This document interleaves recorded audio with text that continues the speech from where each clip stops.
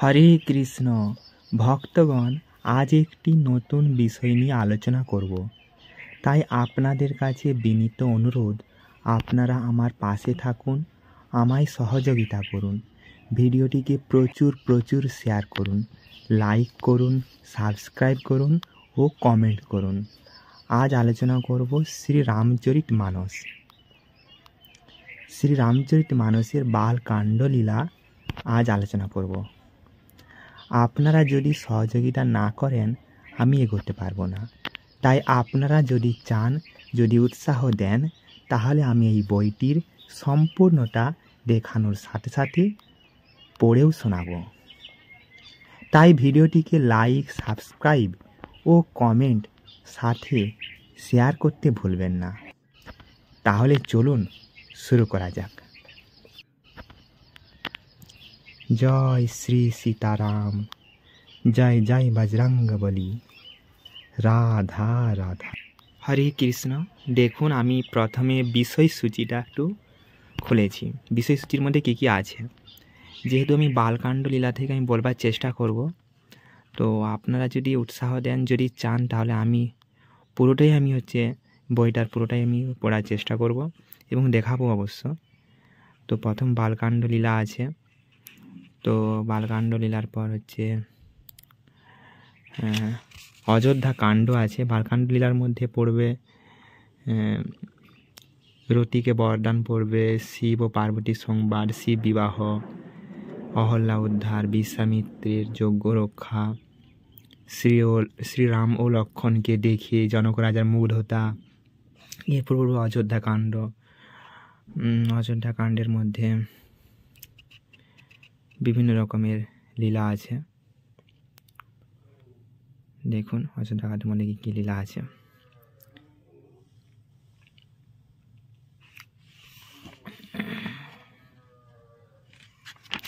তারপর পড়বে অযোধ্যা কাণ্ডের মধ্যে আরও বিভিন্ন রকমের আছে, যেমন ভরতকে আনার জন্য বশিষ্ঠ মুনি দ্বারা দূত প্রেরণ, বিভিন্ন রকমের। দেখুন আমি কিছুটা দেখানোর চেষ্টা করছি। তো একলার হাতে ভিডিও সাথে পড়া সম্ভব নয়, তবে যেটা আমি পড়বো অবশ্যই সেটা তার ফটো আমি পরপর দিয়ে যাব সাথে। তো দেখুন, তারপরে কিষ্কিন্ধা কাণ্ড আছে।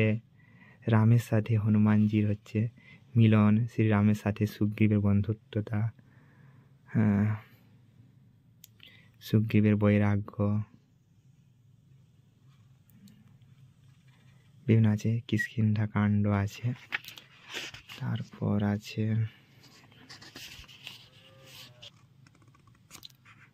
সুন্দর কাণ্ড আছে, যেটা খুবই গুরুত্বপূর্ণ।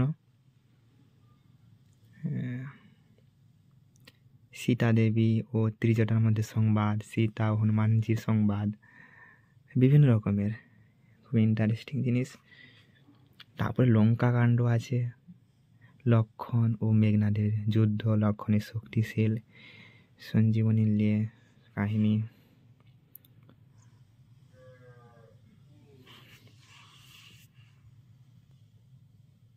লক্ষ্মণ ও রাবণের যুদ্ধ। তারপরে উত্তরকাণ্ড আছে। বিভীষণের রাজ্যাভিষেক তার আগে পড়ছে। উত্তরকাণ্ড আছে।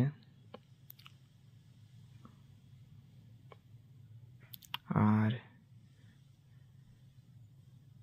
বিভিন্ন রকমের বিষয় আছে। শ্রীরামেশ্বরের প্রতিষ্ঠা, শ্রীরাম কর্তৃক। বর্ণানামর্থ সংঘানা রসানম ছন্দসামপি মঙ্গলানম চ কর্তারো বন্দে বাণী বিনায়কো ভবানী শঙ্করো বন্দে শ্রদ্ধা বিশ্বাসরূপিণো याभ्यां वीणा न पश्यन्ति सिद्धाः सन्तःष्टमीश्वरम् वन्दे बोधमयं नित्यं गुरुं शङ्कररूपिणं यमाश्रितो हि वक्र अपि चन्द्रः सर्वत्र वन्द्यते। सीताराम गुणग्राम पुण्यारण्य बिहारिणौ वन्दे विशुद्ध विज्ञानौ कवीश्वर कपीश्वরौ। এই 1 থেকে 4টা শ্লোক, এই 4টে শ্লোকের অর্থ কি? অর্থ হলো বর্ণ, অর্থ, রস ও ছন্দ সমূহের প্রণেত্রী দেবী সরস্বতীকে ও সকল মঙ্গল বিধায়ক শ্রী গণেশকে আমি প্রণাম নিবেদন করছি। যে শ্রদ্ধা ও বিশ্বাস ব্যতিরেকে সিদ্ধগণ নিজ অন্তঃকরণে অধিষ্ঠিত ঈশ্বরের দর্শন লাভে সমর্থ হন না, সেই শ্রদ্ধারূপী দেবী ভবানী ও বিশ্বাসরূপ ভগবান শ্রী শঙ্করকে আমি প্রণাম নিবেদন করছি। যার আশ্রয় লাভ করে চন্দ্র বক্রাকৃতি হয়েও সর্বত্র বন্দনীয় সেই জ্ঞানময় শঙ্কররূপী সনাতন শ্রী গুরুকে আমি প্রণাম নিবেদন করছি। সীতাদেবী ও শ্রীরামচন্দ্রের গুণ রাশিরূপ পুণ্যারণ্যে বিচরণকারী নির্মল তত্ত্ব জ্ঞান সম্পন্ন কবি শিরোমণি শ্রী বাল্মীকিকে ও কবি প্রবর হনুমানকে আমি প্রণাম নিবেদন করছি। উদ্ভব স্থিতি সংহারকারিণীম ক্লেশহারিণীম সর্বশ্রেয়স্করীম সীতাম নত অহম রাম বল্লভম। মায়ামসবর্তি বিশ্বম অখিলম ব্রহ্মাদিদেবাসুরা यत् सत्तादमृषैव भाति सकलं रज्जो यथा हे ब्रह्म। यत्पादप्लवमेकमेव हि भवाम्भोधे स्थितिर्सावतं। वन्दे अहं तमशेषकारणपरं रामाख्यमीशं हरिं। नानापुराणनिगमागमसम्मतं यद् रामायणे निगदितं क्वचिद् अपि। सन्तः सुखाय तुलसी रघुनाथगाथा भाषा निबन्धमती मञ्जुलमातमनति। সৃষ্টি স্থিতি পালনকারী সংহারকারিণী সর্বক্লেশহারিণী সর্বকল্যাণ বিধায়িনী শ্রীরাম বল্লভা শ্রী সীতাদেবীকে আমি প্রণাম নিবেদন করছি। বিশ্ব চরাচর প্রজাপতি ব্রহ্মাদি দেবতাগণ ও অসুরগণ যার মায়ায় বশীভূত রজ্জুটি সর্পভ্রমসম, এই সমগ্র দৃশ্য জগৎ যার সত্যাই সত্য বলে প্রতিভাত হয়, ভবসাগর তারণেচ্ছু ব্যক্তিগণের নিকট যার শ্রীপাদপদ্ম একমাত্র তরণী স্বরূপ, সেই সর্বকারণের কারণ সর্বশ্রেষ্ঠ শ্রীরামচন্দ্র নামধারী ভগবান শ্রীহরিকে আমি প্রণাম নিবেদন করছি। যা বিবিধ পুরাণ বেদ এবং তন্ত্র শাস্ত্র সম্মত এবং যা রামায়ণে ও অন্যান্য স্থানে শ্রী রঘুনাথের লীলা বলে কথিত আছে, তা তুলসী দাস নিজ অন্তরের প্রীতি কামনায় সুমধুর ছন্দে সংকীর্তন করতে সচেষ্ট হচ্ছে। এরপর বলবো সোরঠা 1 থেকে 5। जो सुमिरत सीधि होई गणनायक करिवर वदन, कर उ अनुग्रह सोई बुद्धि राशि सुख गुण सदन। मूक होई बाचाल पंगु चढ़ई गिरिवर गहन, जासु कृपा सो दयाल द्रव उ सकल कोलि मल दहन। नील सरोरुह श्याम तरुण अरुण बारीज नयन, कर उस मम ऊर्धाम सदा क्षीर सागर शयन। कुंद इंद समदेह उमा रमन करुण अयन, जाहि दिन पर नेह कर उ कृपा मर्दन मयन।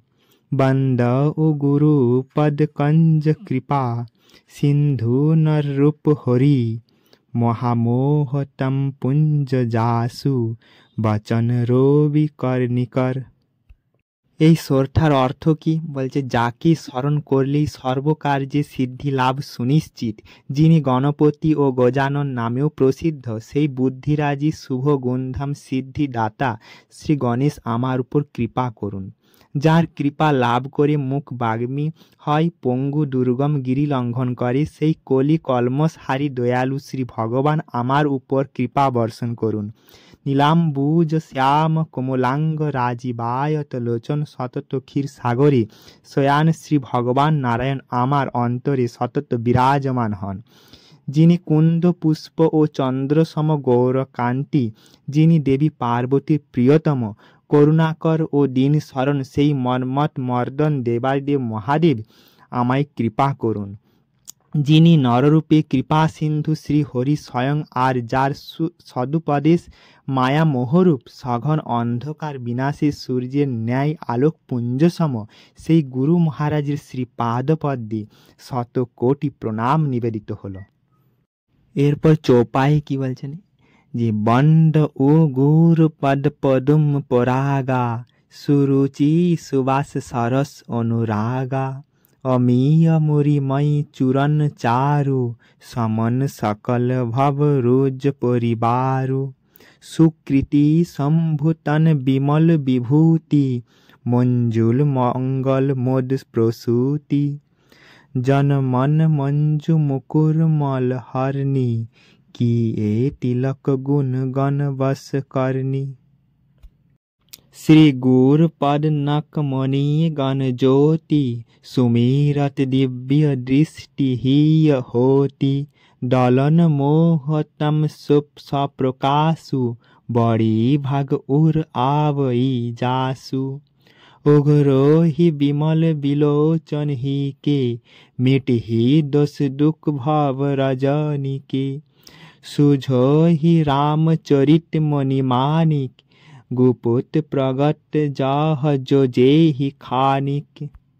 এই চৌপায়ের অর্থ কি? অর্থ হলো সুস্বাদু সুগন্ধিত ও অনুরাগ রঞ্জিত শ্রী গুরু পাদ নখরজ উদ্দেশ্যে প্রণাম নিবেদিত হলো। সঞ্জীবনী মূল গুণ সম্পন্ন শ্রী পাদ পদ্মরজ ভগ রোগকে সমূলে উৎপাটিত করতে সক্ষম।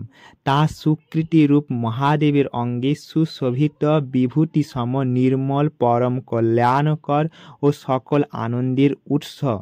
তা ভক্ত মন দর্পণ মালিন্য নিরাবক। ললাট টিকা রূপে তা সত্য রজ তম ত্রিগুণকে বশীভূত করতে সক্ষম। মণি মাণিক্য সম জ্যোতির্ময় সেই শ্রী গুরুর পদ নখ, যা স্মরণ করলেই অন্তরে দিব্য দৃষ্টি লাভ হয়ে থাকে, সেই অন্তরে জ্যোতি ও জ্ঞানরূপ অন্ধকারকে বিনাশ করতে সক্ষম। যে ব্যক্তি সেই জ্যোতিকে অন্তরে ধারণ করতে সক্ষম হয়, সে যথার্থরূপে পরম ভাগ্যবান বলে বিবেচিত হয়ে থাকে। সেই জ্যোতির প্রভাবে অন্তর্দেশ তখন আলোকোজ্জ্বল হয়, যার ফলে নির্মল অন্তর্দৃষ্টি উন্মীলন হয়ে যায়। তাকে দেখে ভবান্ধকারের অজ্ঞানরূপ দোষ ও গতায়াত রূপ দুঃখ পলায়ন করে। তখন শ্রী রামচন্দ্রের মহিমার রত্ন রাজি, যা আমাদের অতি নিকটে দৃশ্যাদৃশ্য রূপে সতত বিরাজমান, তা দৃষ্টিগোচর হতে থাকে।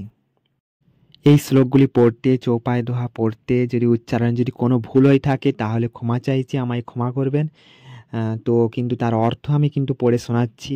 যদি ভুল হয়ে থাকে তার জন্য ক্ষমা চাইছি, কিন্তু তার অর্থ আমি পড়ে শোনাচ্ছি কি বলতে চাইছে। তো আমার পাশে থাকুন এবং ভিডিওটিকে লাইক করুন এবং সাবস্ক্রাইব করুন এবং প্রচুর প্রচুর শেয়ার করুন। আর ভিডিওটিকে শেষ পর্যন্ত দেখার জন্য অনেক অনেক ধন্যবাদ। ভালো থাকুন, সুস্থ থাকুন। হরে কৃষ্ণ, রাধা রাধা।